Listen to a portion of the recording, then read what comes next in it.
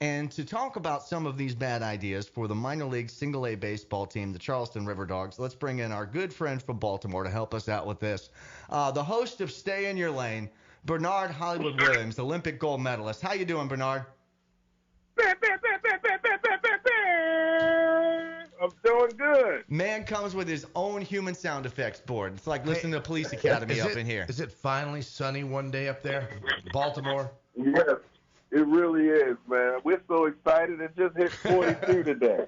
Just hit 42. It's like, woo, it's nice and balmy. Love it. It's time to wear tank top weather right now. So I'm talking about this single A baseball team, the Charleston River Dogs. I believe they are help me out with this, Hemo. Are they the single A affiliate for the New York Yankees? Is that right? No, it's the Carolina League, so it's single A. Single A team, yeah. Low-level team. But single A to the Yankees. Single A to the Yankees. The River Dogs have been having some weird, every one of these minor league teams has different promotional nights. The Wahoos here in Pensacola actually do some pretty good ones. We've had a lot of fun. They're with one of these. the tops in the country. Yeah, they're one of the best ballparks in the country. But the Charleston River Dogs might need to look into a new marketing person. Here are some of the things that they've got upcoming. Next Monday, the team has announced that they're having the OJ Trial Night. Okay. So, first off, when you show up, fans are going to receive an OJ Trial T-shirt. Now, there are going to be a lot of double ententes in this. However, they're not talking about the trial of O.J. Simpson. They are actually putting orange juice on trial. So there are going to be a number of double entendre-themed questions, but fans are going to be given a paddle that essentially says pulp or no pulp, and they're going to have to answer questions about orange juice using this paddle. This said poke or no poke. Yeah, Polk or no Polk. Colin's like, Polk County or no Polk County? Go ahead, Colin. No, I was looking at the Wahoos because they just released their promotional night. So on 4/20, they're having legalized marinara day. I love it.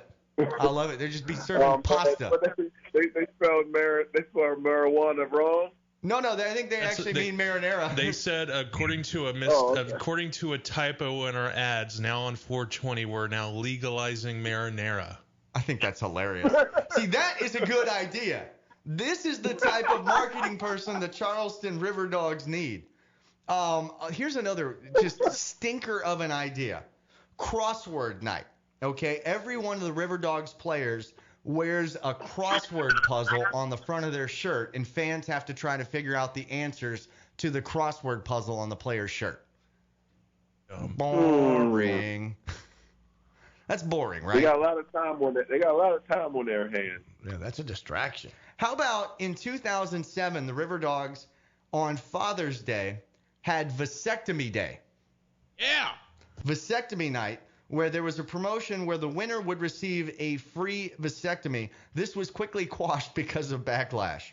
Another bad idea was Go Back to Ohio night. Why are they picking on Ohio? Because they're in South Carolina. This is Charleston, South Carolina. They had a promotion where the fan that would show up in the most outlandish Buckeye gear for Ohio State Buckeyes, they were going to award them a one-way ticket back to Ohio. That's good stuff. You just don't live here anymore. Thanks for coming out to the ball game. Oh, let's see. What else we've got? They also were guilty of when Tim Tebow came to town when he was a part of the Columbia Fireflies. Can't be picking on our Gators.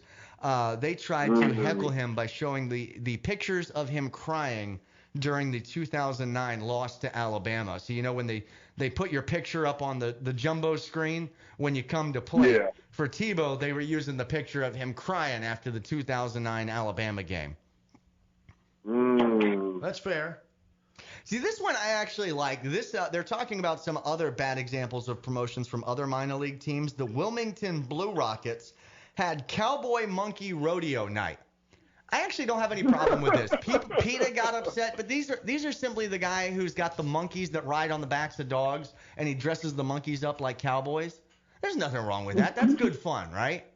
Well, are they inviting other fans to bring their monkeys? It depends on if it's Black History Month. Yeah, wait, man. Yeah. Oh, man. Yeah, don't do it in They could February. be a bit offensive. They could be a bit offensive depending on the time and the place. This one, I think, could clearly be offensive. The Ogden Raptors. They had Hourglass Appreciation Night.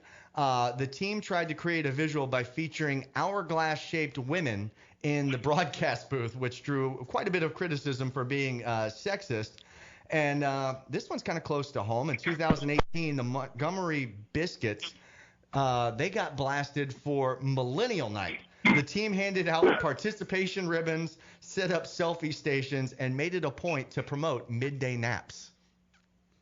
Okay, God. first of all, they are the Millennial Biscuits. What do you expect from them to promote? I'm with you. Let's see. That's where Phoenix played there, Montgomery Biscuits. Yeah. Okay. That's a sweet park. That's Hemo's son-in-law that's currently with the Tampa Bay Rays organization. What you got going on up there, B-Dubs?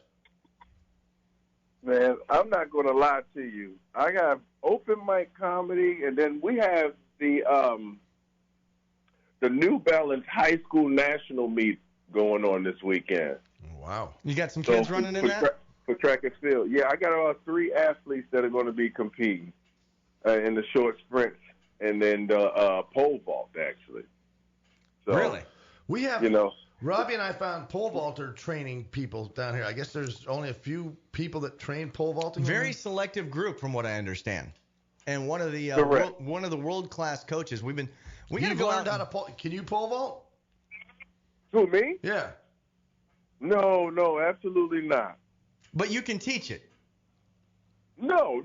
I can teach you how to get your speed proper to get to the pole vault, but that's about it.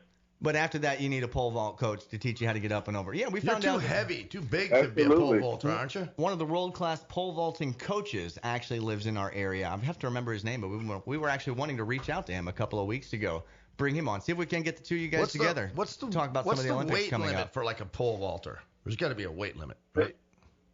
Well, I don't know if there's a weight limit, but I do know that most of those guys are really tall and over 200 pounds. Really? I would think you would fall within a window because you don't Over want to be 200 too pounds. light because you can't bend the pole and get the springy action if you're too light.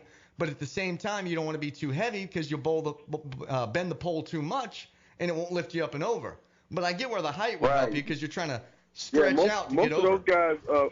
Most of those guys are built like rock climbers, man. Those guys got like very huge shoulders and very strong upper bodies, and their torsos are really long. So most of the pole vaulters, the elite ones that I've been on the team with that won medals, they was at least 6'2", 6'3". Is there a different pole they use in like college and pro and high school? Do they use?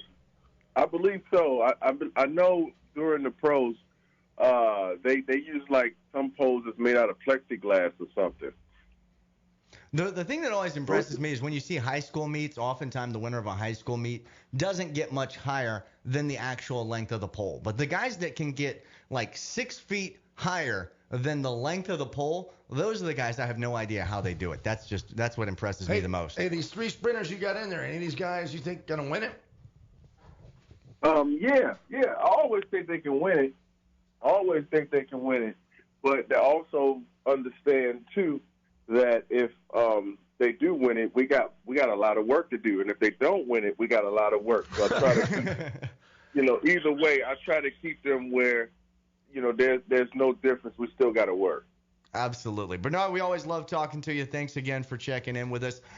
Colin, real quick, who's our beast of the day? Jason Tatum has his 5th straight 30-point game last night, broke a tie with Paul Pierce for the longest streak by a Celtics player in his first 3 NBA seasons. He also joins Larry Bird, Paul Pierce, John Havlicek, and Kyrie Irving as the only Celtics with 30 points in 5 straight games. Before we get out of here, we also want to remind you to go to ecautismcenter.org. Help support the Emerald Coast Autism Center. Their hole-in-one charity golf tournament going to be happening April 17th out at Blackstone Golf Course. Hemo, you're going to be out there. Got some baseball playing buddies that are going to be joining us out there for that tournament, April 17th.